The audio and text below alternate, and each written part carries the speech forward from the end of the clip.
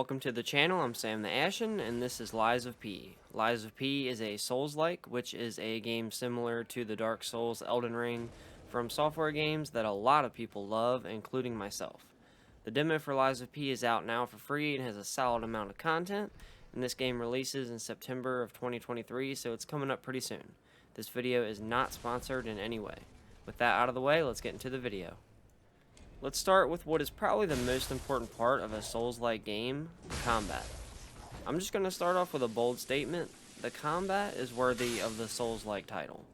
The animations are pretty slick and they feel good and gritty at the same time.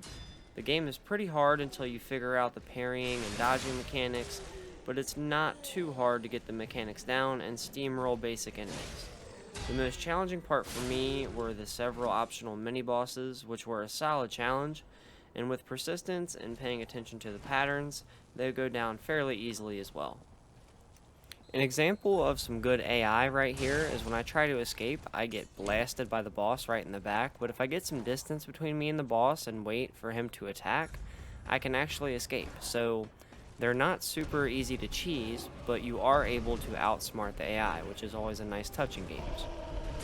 Now, this is a demo, so you're not going to get all the content all at once. They want to save some stuff for the main game, but you do get an option of a few different weapons, and you're able to try each one of them out. Also, as you explore, if you pay attention, you're able to use the environment to your advantage. You're able to get the jump on enemies, and if you're able to go behind enemies, you can get this really cool backstab animation, which is always like a key part of the Dark Souls series and Elden Ring. So it's cool that they added that into the game. There's also your Lost Ergo recovery, which is similar to your souls that get dropped when you die.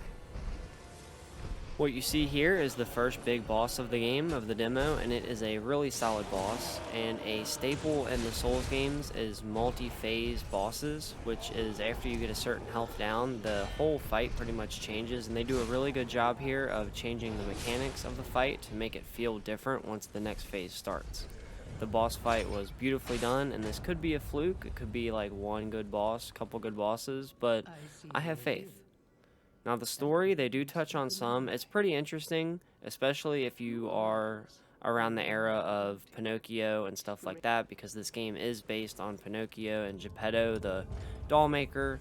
You have some choices, and one of them is puppet or human, but the choice doesn't actually matter. You just have to say human to get inside the doors. But the characters seem pretty fleshed out. The dialogue, the voice acting is good. The game definitely has some Bloodborne vibes, so any Bloodborne fans out there, you're going to be happy with the gothic setting. There's also the weapon mechanics that you can change out the handle or the blade and to make some pretty interesting combinations. You can even mess around with this in the demo, which is a really cool touch, and I think it'll add a lot of variety into the game. Another similarity it shares with Bloodborne. The Bloodborne game had the rally system where if you attacked enemies after you got hurt, you could get some of your health back. This game's healing system, you start out with a couple heals, but you can actually get your heals back by damaging enemies, so it encourages aggressive gameplay. And this is a system that I really like in video games, especially Souls-like, because you can pretty much go on for as long as you want to, as long as you're able to stay aggressive and earn your heals back. Now this next boss fight, the Mad Donkey, was a really cool fight. It was a human enemy instead of the big giant robot thing, so there's good variety in the boss fights so far. This is also a big moment in the story because Pinocchio kills his first human, which is a big shift in his character, and this is also where you get to meet Geppetto, his father in a way.